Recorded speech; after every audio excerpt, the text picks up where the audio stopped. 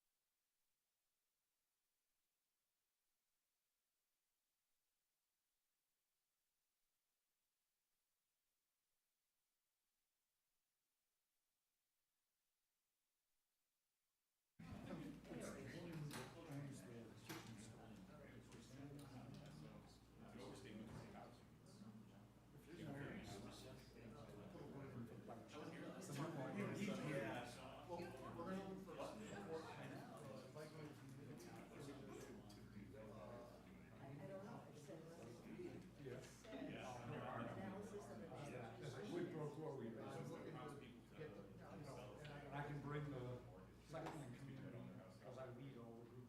Right, so, because the grant is coming quickly, Yeah, so we need to get in and. and it's walking and cycling and multi-purpose. Right, once I get up New Villa Road and East Hill, from there, most of that is other roads and our open space. Right. How do I get it done without approved steep grants or with great trails? But this grant is through connectivity, from where it's that's what I'm trying to do. Understood. Because it's an 80-20, but if I can get 800 from the station.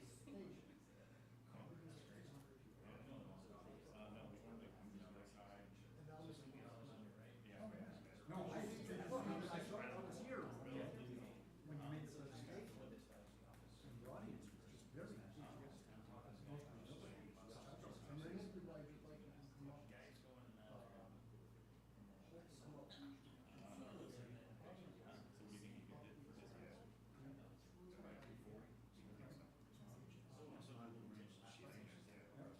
I mean, we'll go up Wheeler Road today.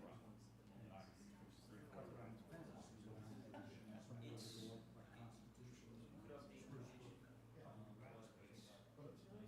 and then there's power lines. I don't know yet. But Yeah, no, I, we could really make it. let me know how I can help. I'd be happy to pitch in. Okay. It is 7:02. I will call the, I guess this is technically a Board of Selectmen's meeting for the purposes of a forum for the public to ask questions from the committee that studied the police, what it would take. We'll call that to order. We do have a quorum of selectmen. One is remote. There is four. I don't see us taking any action tonight. So with that, I will open it to the public to ask questions or comments, feelings. If you'd like to come up, and the mic is on. Go ahead,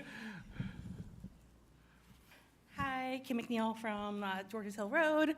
I sent these in advance, so hopefully we'll be able to get some answers. Thank you so much for doing the report. I really appreciate all of the work that went into it, and I hope that these questions, they're a little more detail-oriented for some of the stuff that was brought up in the follow-up meetings. So, right, so I just wanted to see, is the conversion cost going to happen at the same time as the $40,000 additional yearly cost? I assume so, but I wanted to, that wasn't actually addressed, so I wanted to get that answer. I think, Jack, could you answer that? Sure. The $40,000 estimate is I think, an ongoing every year. the $50,000 would occur sometime in the first 12 months. What fiscal year that falls in will depend upon the implementation date. Okay, so And it's yes. not like all at once, because it's a couple of different categories, but over the first 12 months, we'd expect to spend $50,000 on the top, one-time costs. along with the new costs. The kick-up in wages. Okay, The largest portion of the one-time cost is actually the overlap between the resident trooper and the new chief. right. And we haven't determined quite how long, we might decide we only need a few days, in which case that number would actually shrink quite a Right. bit. Or we might decide to have a couple of months, which I think is the basis of the estimate. There will be, I clarified with the state, if they require a 30-day notice for termination of the contract, that's Right. all. Okay. All right. I think that came up in the police study committee as well. All right, so there were a number of different training examples given: underwater rescue, canine, emergency rescues, and I was wondering if we had any number related to the capital expenses and costs of that kind of training, and if it's going to impact staffing when people have to go out for training for those types of things that are needed to really benefit from mutual aid and morale. I think Chris can answer that. Yeah, no, those are great questions. So training is already mandated. We have to do 60 credit hours within 3 years to maintain certifications. So some of that training is mandatory, such as firearms, bloodborne pathogens, human trafficking. Those are mandated trainings. Outside the mandated trainings, the officers have to take elective trainings to reach those 60 credit hours. So that's already currently built into past and present budgets to make sure that the officers can attend those trainings. What we do is we'll switch the officer's schedule, or we'll backfill it to fill it. Okay, so the that- training is already taken into account. The training's taken into account, yeah. Okay. Is there, I would assume that there's some level of capital related to some of these new types of, I think it would be advisable to let the oncoming chief to determine what regional services the town would participate in. For example, there's a lot out there, and it doesn't mean we have to participate in all of them. It's just the needs that fit the town of Southbury. There are some officers that already have higher level training. For example, accident reconstruction. We have 4 officers that currently have accident reconstruction training. Some have come from other departments with it. Others Right. have gotten it here, just as part of their elective training and better themselves. oh, great, I'm glad to hear that I we would have that also ability. imagine that depending on the regional group of, as other departments that are, if an interest is shown in gearing up something that would be important, it may be that a Southbury officer is interested in that, and this is part of the idea of is it make it better for retaining officers because it's a field they would be interested in being in. So that could all be determined it could be 2 years, 3 years, 10 years down the road. Something may come up that this regional group would look to see would be good for the group. Right, and I was more looking at what we already know as possibilities were already available, and but I'm super glad to hear that we already have that cost taken into account.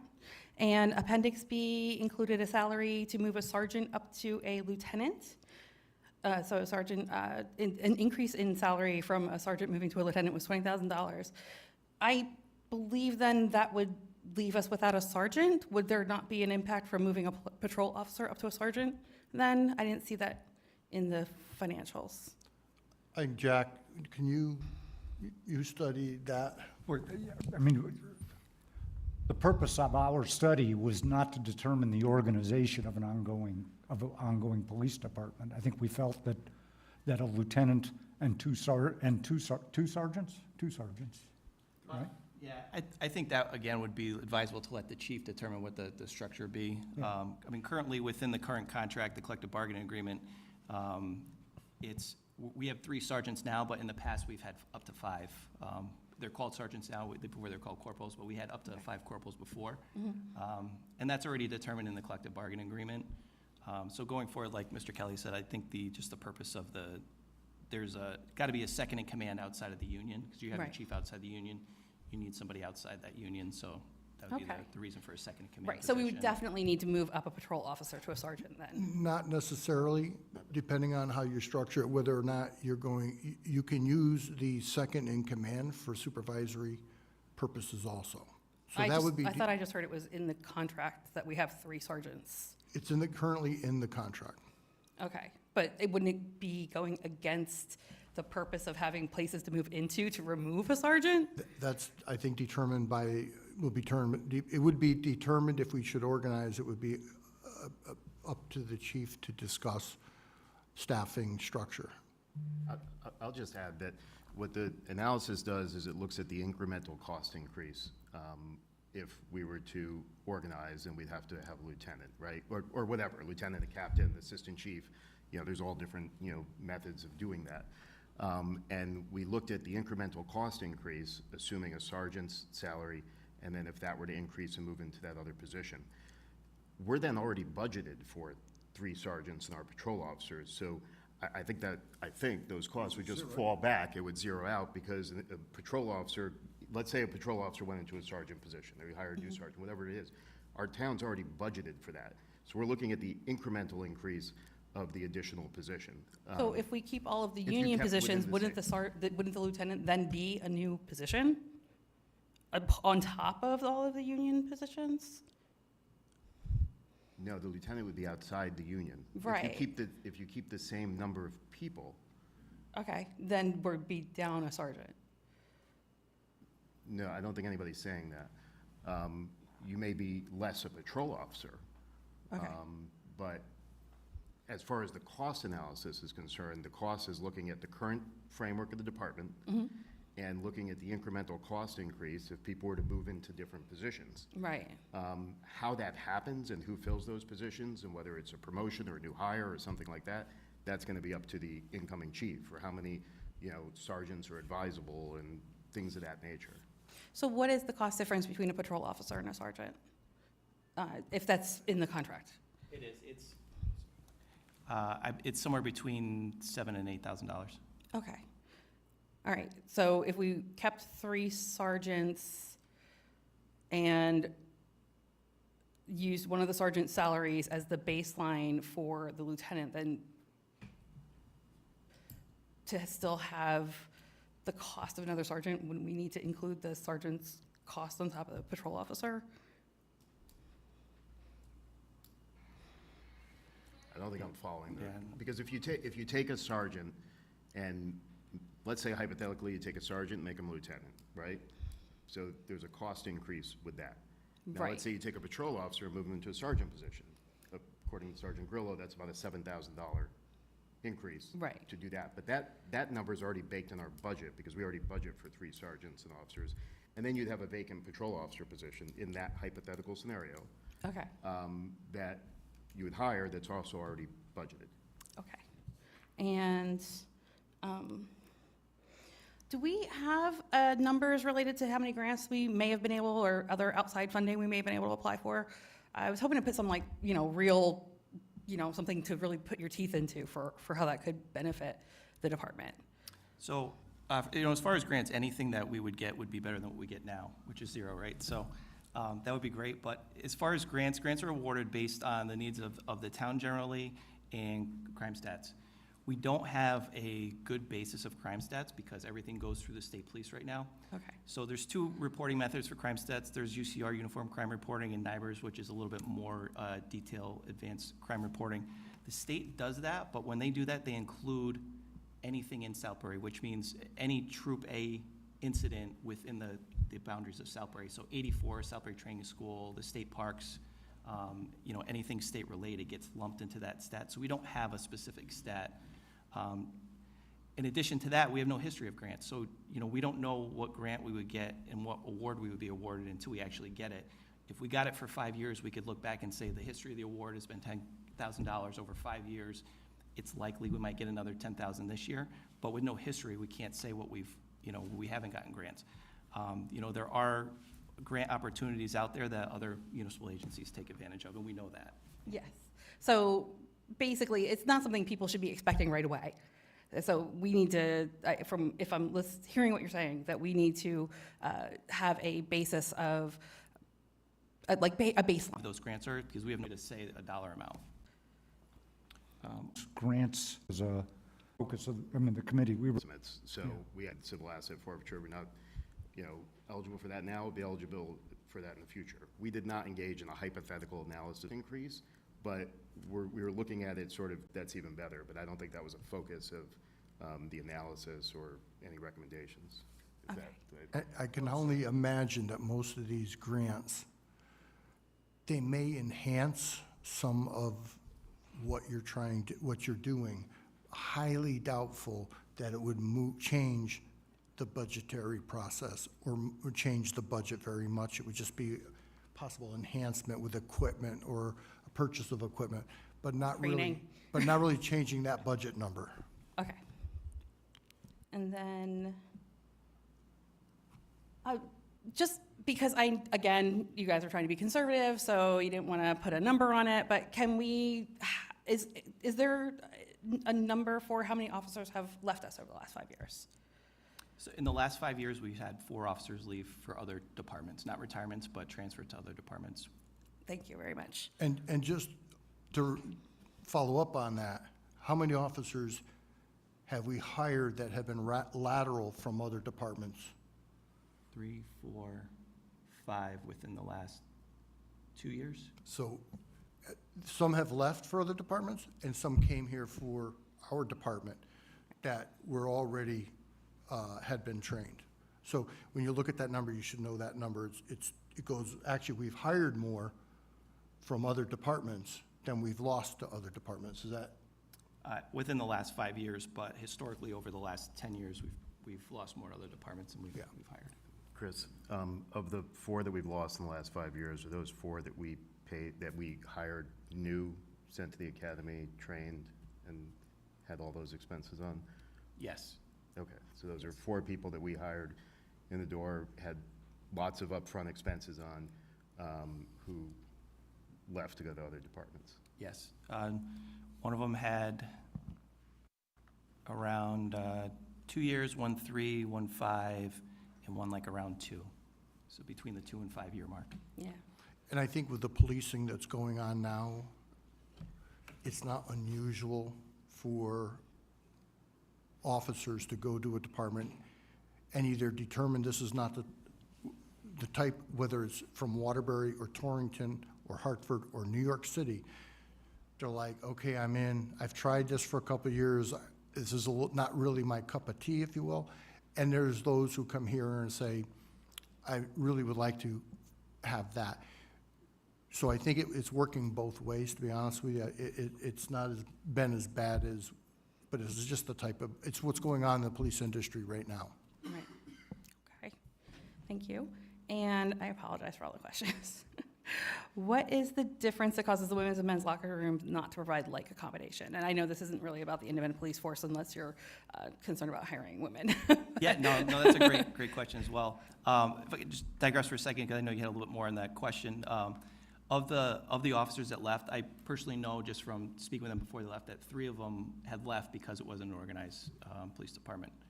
And I think it was Chief Asaro that said when we interviewed him at the CPCA, Connecticut Police Chiefs Association, he said there's a certain number of reasons why officers leave departments, and if you can reduce those numbers, it reduces your chances that that officer's going to leave. Right. And that makes a lot of sense. But to answer your question about the locker room, back in I think it was 2008. The PD was renovated. It used to be the probate court in Parks and Rec upstairs. Remember. You're downstairs. So they renovated the building. At the time, the women's locker room remained the same. The men's locker room was actually split and renovated. So new lockers got put in. The lockers were not touched in the women's locker room. When the architect came through and did the evaluation of the building, he noticed that the women's lockers were 4 inches narrower than the men's. So we've actually since ordered, and probably within the next month or 2 they'll be installed. We ordered them months ago. We're just waiting for them to get installed. The women's locker room will be actually identical match to what the men's are. Yeah, I'm really glad to hear about that proactivity. Thank you. And, right. So I didn't see anything about, I don't know, does the state handle civil complaints right now? So what would change, what would have to happen so that we can handle our own civil complaints, the rare? So one? right now, we refer everybody to the state process. You know, if somebody comes in, more than happily talk to them, and answer any questions they have. If it did get to the point where they wanted to make a formal complaint, we would direct them to all the methods that they can do. They can do it online, they can do it in writing, they can do it at the troop, they can do it at headquarters, they can do it on the phone. We give them all that information. If it was an organized police department, you would want people outside of the union doing it. Right now, everybody at the police department is within the union. So generally, it would be your chief and your second in command that would do the internal affairs investigations. Okay, great. I didn't know if that meant we needed to have a second person for that or not. So I'm glad it would be taken care of by the people we're already looking at. And, will this trigger a contract negotiation as a change of work environment?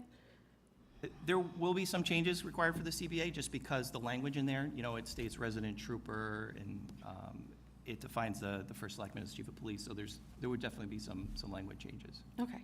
And, right, so there was a paragraph toward the end of the report that said the oversight will either be Board of Selectmen or a police commission, and then it goes on to talk about the 3 oversights that the other independent departments had. And I just wanted that clarified, because the way it reads, it's kind of hard to tell if the report is saying there's only 2 options or all 3 options are on the table, and that's what I was wondering about.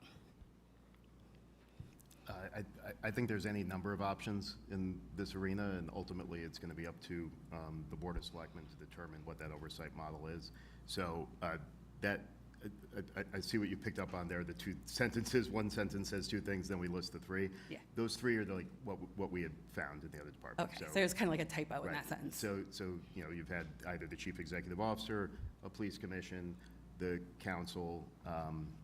We had one town, I forget which one, Ledger or East Lyme, that had like an advisory group. They had their mayor and their council who were sort of oversaw the department, and then they had a public safety commission that was advisory in nature, doesn't have the statutory powers of a police commission, but served in sort of that capacity, was sort of like a hybrid model. So there's all different things that can be evaluated. And these 3 were included only because that's what the recently independent forces did. These are the 3 that we saw, but ultimately, the report doesn't make a recommendation, you should have a police commission, or you should have the Board of Selectmen, or that does require, in my opinion, further discussion amongst the board going forward as to how we would want to set that up. Okay, thank you very much. So the reason for that was this committee, this group was charged with, and not to bring an opinion of what we should do to the Board of Selectmen, just the facts of what it is, what pros and cons, what it is. That's why they're not going to make a recommendation, because that would be a whole nother delve into deciding, and that would be up to the legislative body to decide, to look into and figure out which way to go, what we think would work. Right. I mean, we've certainly had committees give recommendations. It just wasn't this committee's This was job. not charged, and they Right. were not supposed to, the Board of Selectmen said we do not want recommendation on pro or con, or not a recommendation of should or shouldn't, or which way we should go, or what should be done. It was clear, just the facts. Thank you very much, everyone. Appreciate your time. Thank you for the questions. Thank you. Would anybody else like to speak for or against, or ask questions of the, Never at a loss for words. My name is Ken Corso. I live on Old Woodbury Road. Been there with Mary for almost 40 years. And I'm in favor of the transition of the current structure that we have with the state trooper running the show to a independent police department. I think if you're going to propose this to the public in a referendum, why don't you have organization charts showing who's on what shifts, who does what, who's where, and what a proposed organization chart would look like. Doesn't have to be rock solid, but you're asking us to make decisions on you guys aren't making any recommendations. So what are we here to judge, you know? And so if you're going to add staff to the police department, what would they be? What would they possibly do? I think you have to define that, because if you're gonna staff it, in the accounting department, who works in the accounting department? Nobody here? In the law department? You determine, you know, how many clerks and how many secretaries and how many attorneys and assistants you need to run the business, in the real estate business, you know? I come from very large businesses experience, and we used to attack things from an organization chart. Here's what we got, here's what we need, and here's why we need it. And it's easier to sell to the management staff and also to the employees that, you know, it's an opportunity. It's not just, let's create some new promotional opportunities with some more money for the guys, and is that gonna improve the efficiency of the operations of the department? I don't know, hopefully. You know, I think the department would run better if it was independent. There's no question in my mind. But who's gonna do what and when? And if you can send everybody out for training, they're not policing. That's the other problem. You're not gonna send everybody out at once, but, you know, that's a concern. So I suggest that when you propose this to the public, which I think you're gonna do, right? Referendum? You haven't decided? We have not decided. I think it would be dangerous not to do that. But, so I firmly recommend that you create some organization charts and say, here's what the officers do right now. Right now, you only have 2 female officers. I visited the police department this past week. The lobby needs painting. They had me sit there for a while, so I'm looking at the walls, you know, and anyway, you know, because if you're going in, it's part of the town, the presentation, and it's not really bad, but, you know, it shows pride. And I think you have some very fine officers there today, but this should not be just to throw more money and create some positions that people go, you know, elevate to. This should be improving the services to the town, addressing any needs that we have, and you can do that with a proposed organization chart, even though that may change. They do change, but at least start with that. Anyway, thank you. Thank you. Well, I see some other people out here. Michael? Hello, Michael Carrington, Reservoir Road. First, very big fan of the Southbury Police Department. On a personal level, they've always been great. I think they do a professional, first-rate job.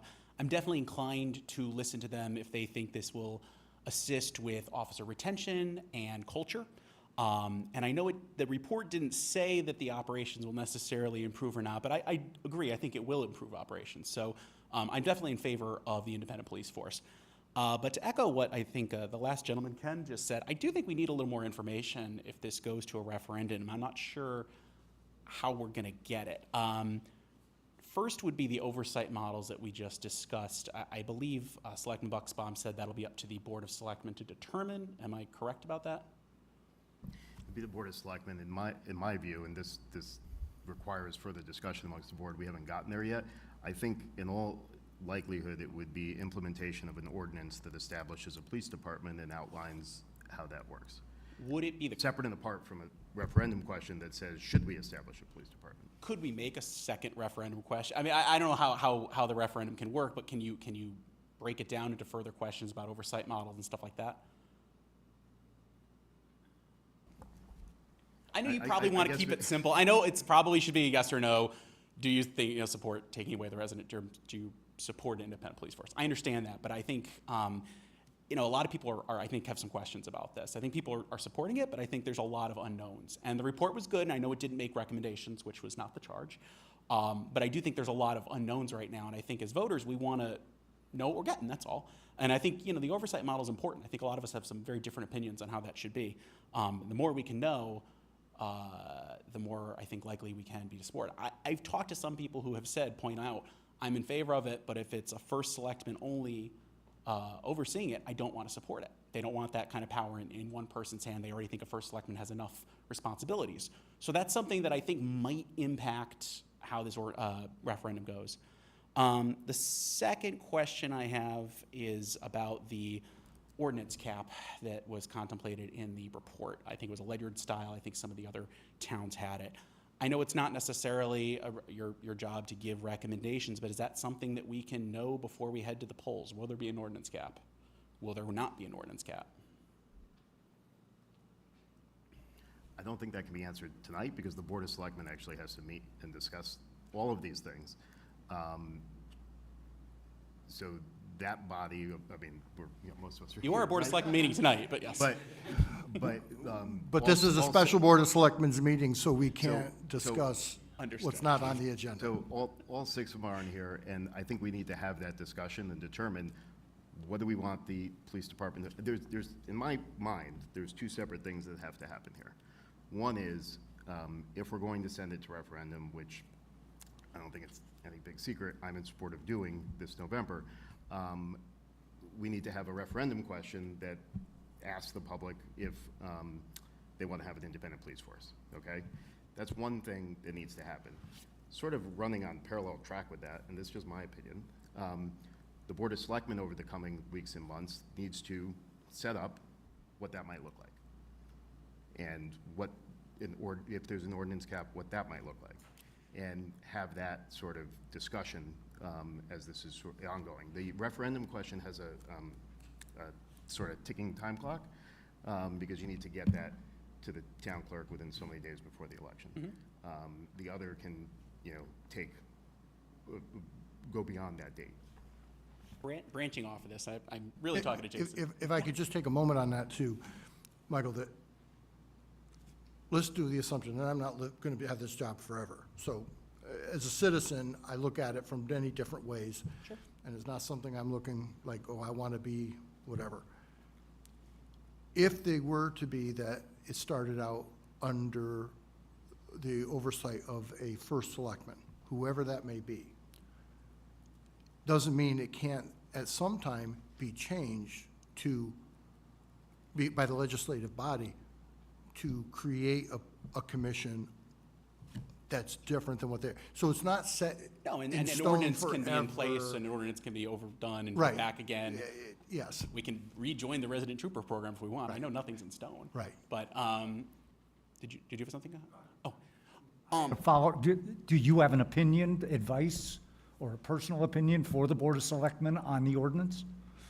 I think it would be a good idea to have the ordinance in place to start off. I think that's starting things off on the right foot. I think the cost creep concerns outlined in the report are real, and I think that just as we sort of get our bearings in this brave new world, hey, other towns have done it, we can do it too. I don't see any reason to. But I think it might be a good floor, so to say, so that things don't get too crazy. And I think maybe revisiting that ordinance in a few years once we kind of know what the needs of the department are, I think that would be my personal, but I'm not on board. Thank you. But actually, that gives I guess I'm also curious, what's the timeline for the rest of this? Are there going to be, I appreciate the work that you've already put into this as a Board of Selectmen special meeting as well as a task force. Are there going to be more special meetings? Certainly, I know this one's not as well attended as the last one, but I'm glad you did a second one because I couldn't make the first one. Are there going to be more meetings? Are there going to be more supplemental reports? Anything more between now and November, or is it pretty much going to get tossed to the Board of Selectmen? the next step will be to the Board of Selectmen To get the referendum to question? be able to get the referendum question, should the Board of Selectmen determine to put it on the referendum.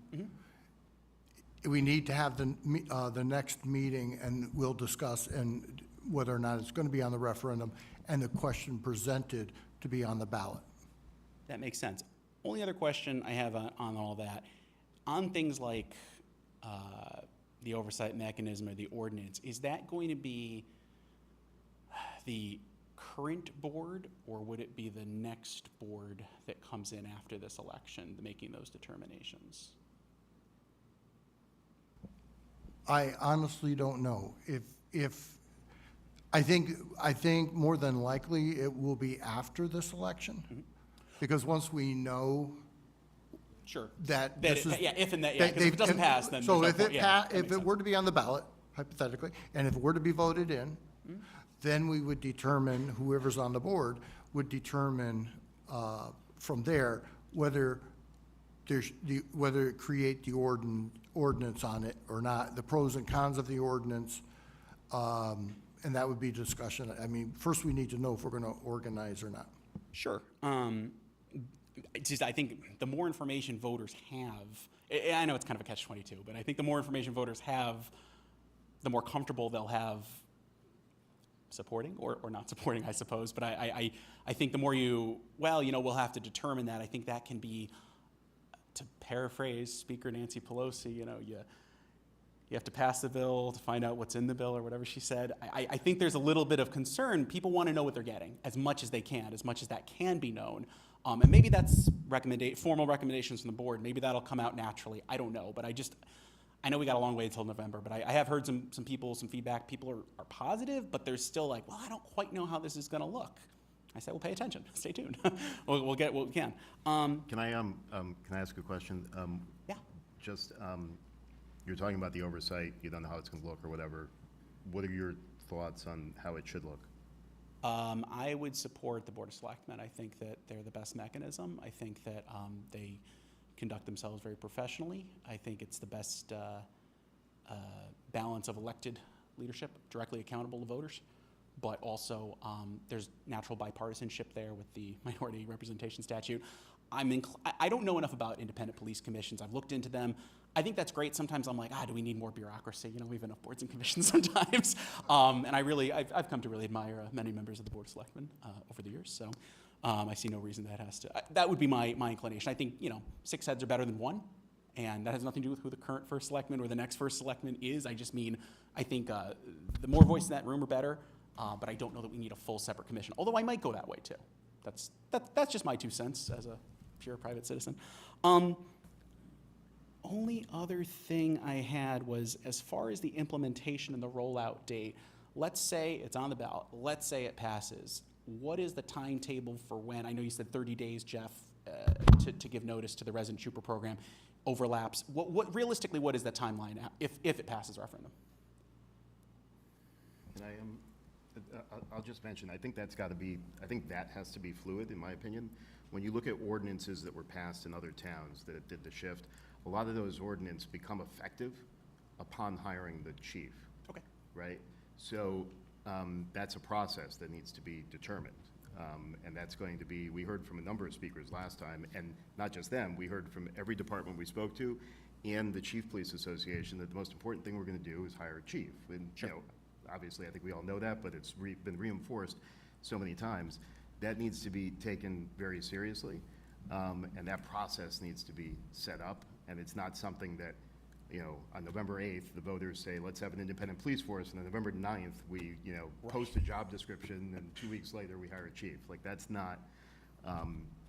certainly not my vision of how it would happen. It would be a Well, I agree. You want it done right, not done right, fast. it would be one laying out a process. That's going to take a period of time. It's going to take a period of time to find the chief and to hire a chief, and that's going to be a big part of the process. And then you have the 30-day out with the state and the overlap and whatnot. So just when we were talking informally at our committee, I think we were talking about like a 6-month time frame or something like that. 6 to 9 months. Being Yeah, realistic. okay. From approval. to That's kind of what I thought, and then I heard the 30 days. I'm like, oh, maybe this is a lot faster. So yeah, I kind of assumed there'd be a transition, and there might be some overlap, but I think that's okay. You'd rather overlap than underlap, right? So- Yeah, the 30 days actually gives us flexibility because we can have everything in line before we give the notice and know very clearly what that time frame is going to be.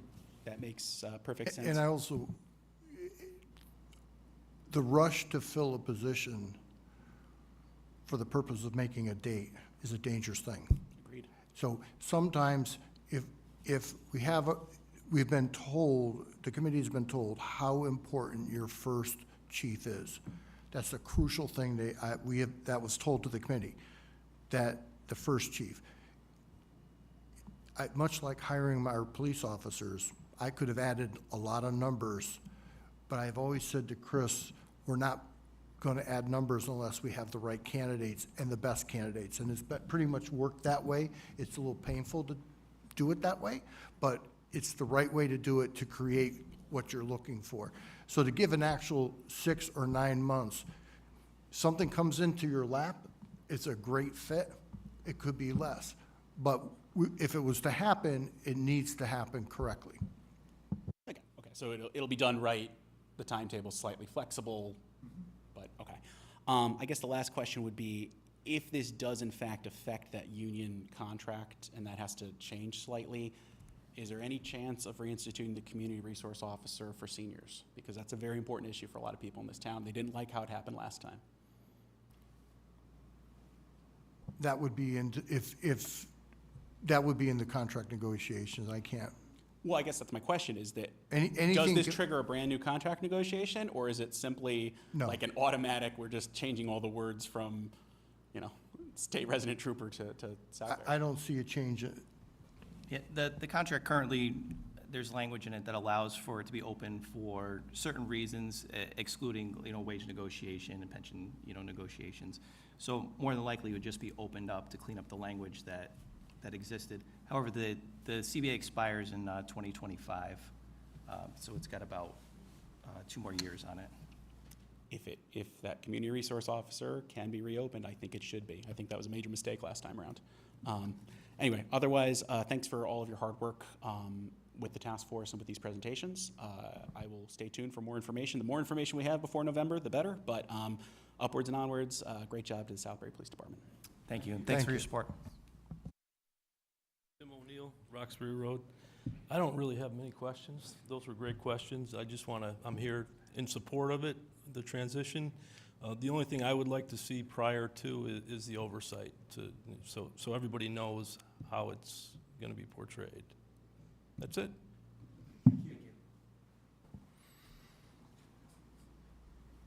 Mr. Corso. Mary Corso on Old Woodbury Road. Mine is not a very complicated question.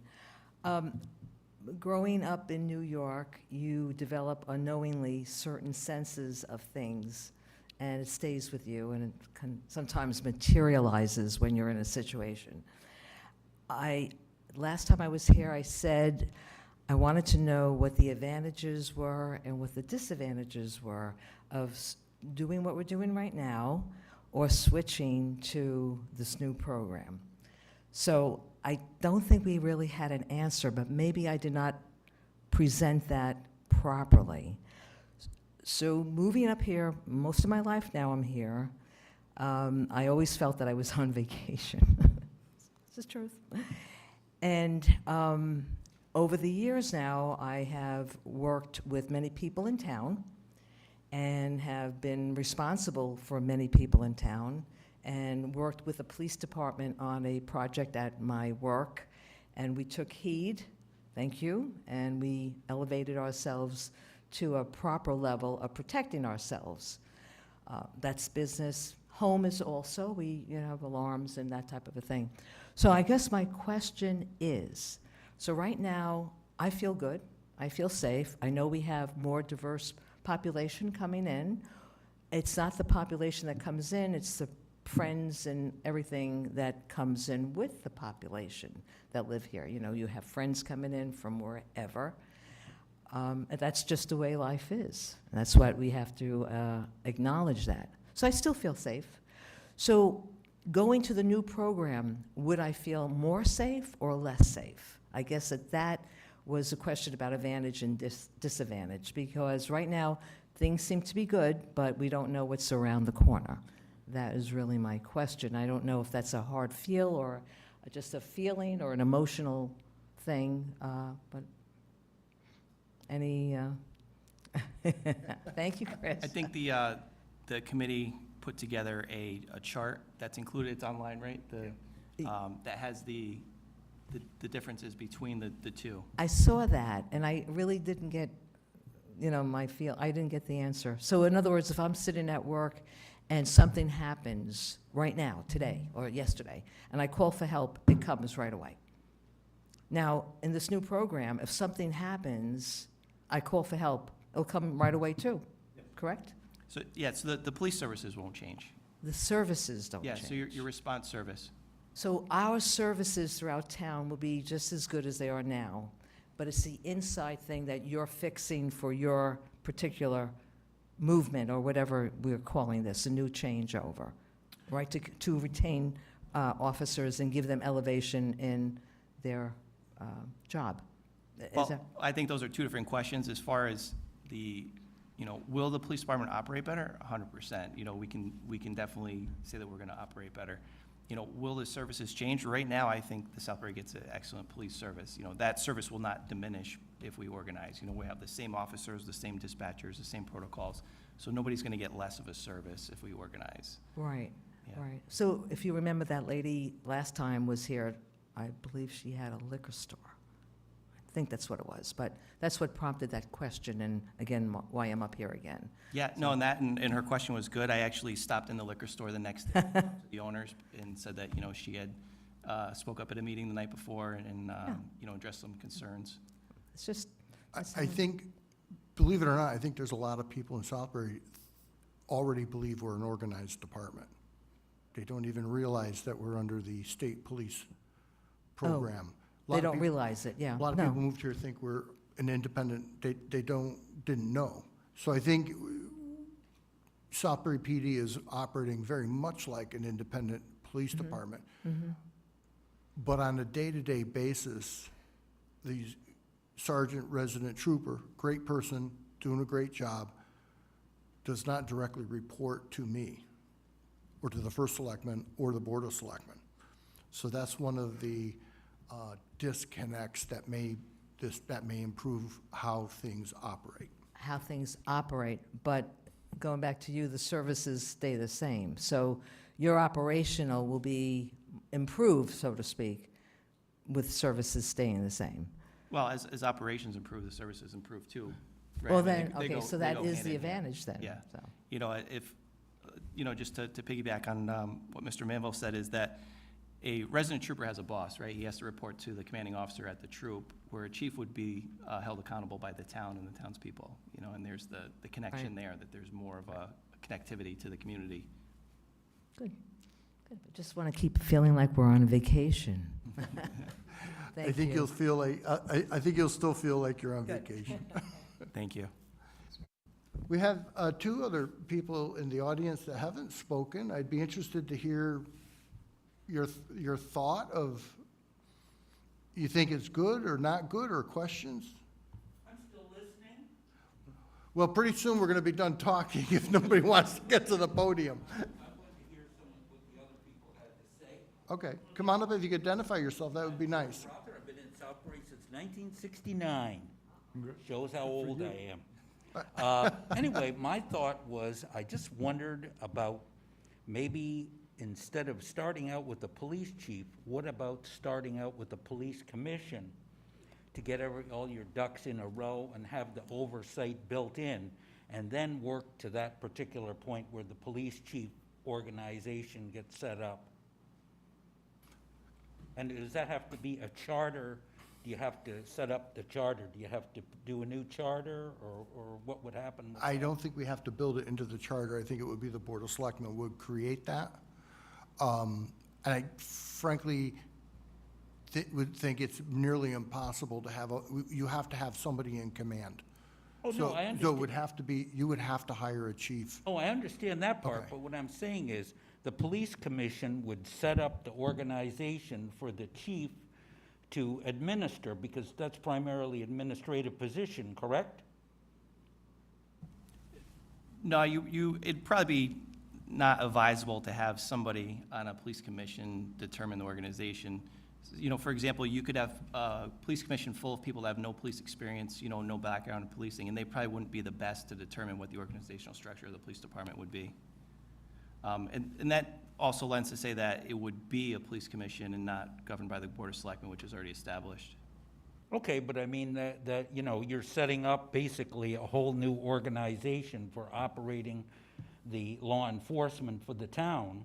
So why not set up a group that would be working for that? I mean, you're overworked as it is, correct? Some say no. Well, you know, you have a lot of responsibility. You'd have to I've talk to always- my wife about that. I've always watched how much you do, and I appreciate that. Thank you. But, I was Thank you. gonna say, though, that, you know, a lot of other cities and towns do it that way. And, you know, some of them larger, some of them smaller. Why not try something out like that? I Or make think, it parallel? to Sergeant Grillo's point, one, if you set up the commission, I'm not so sure that any of them would have any more experience in policing than the Board of Selectmen we have been involved with the police department. I can see where in the beginning, probably the Board of Selectmen would be the police commission or the ones that oversee and I'm not saying that's how it's gonna be, but with direct report to the first selectman, whoever that may be in office, to the first selectman on a day-to-day basis, so that that can be brought to the Board of Selectmen, any major, it's almost like as if there's gonna, the Board of Selectmen could function as a police commission also. And again, we're all elected by the The people. question is, why not have that, so that's a specific area of administration that they handle, so you have all the other things in town, you know, like you have a Board of Zoning, Board of Health, all those other things, why not that? That's very important. The police department is one of the largest departments in Southbury, correct, as far as personnel is concerned? I'm You not have, sure what, if it's 20, the 29, Public Works 30 or if people, it's the something like that? PD. Public Works is the largest. Yeah, So, again, I think that the Board of Selectmen, who are elected, which would be just the same as electing a police commission, or we're going to appoint police commission, they would have no more knowledge.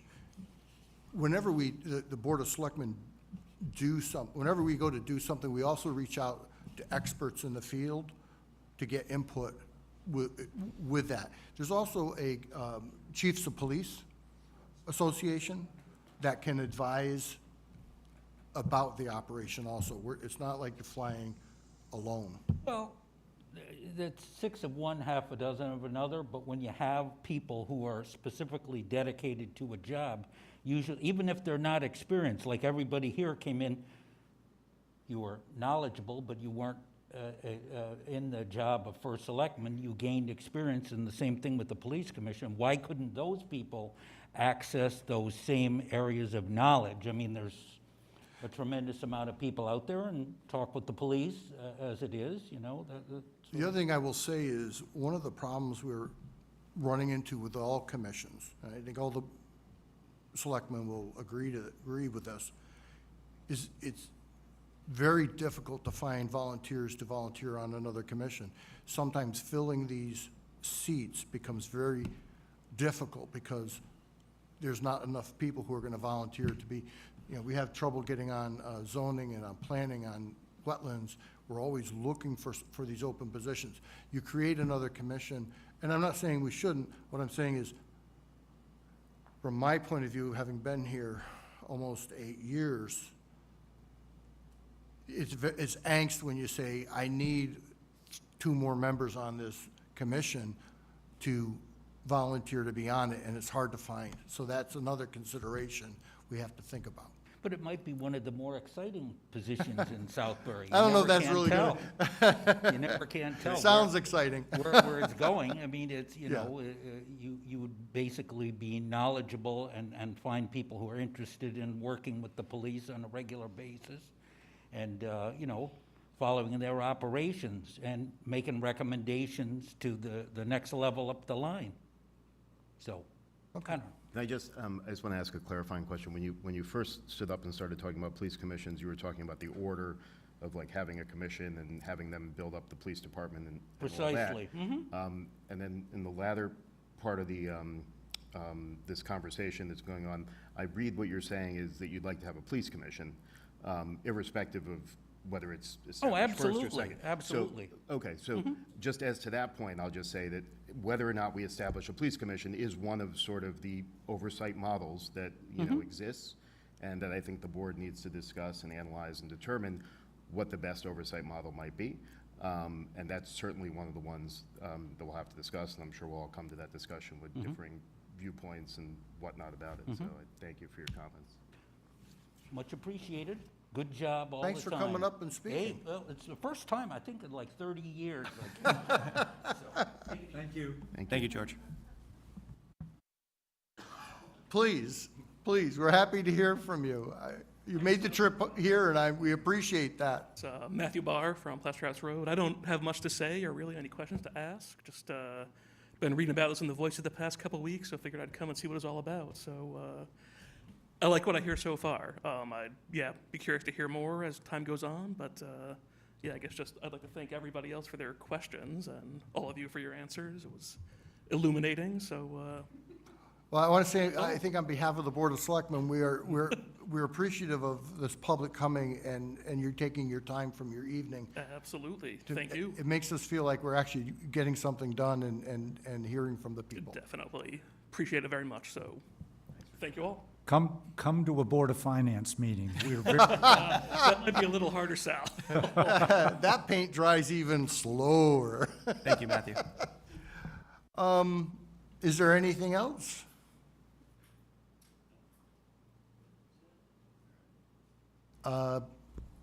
Is there a motion? Motion to adjourn. Seconded by Justin? Second. All in favor? Aye. Aye. And we are adjourned. Thank you.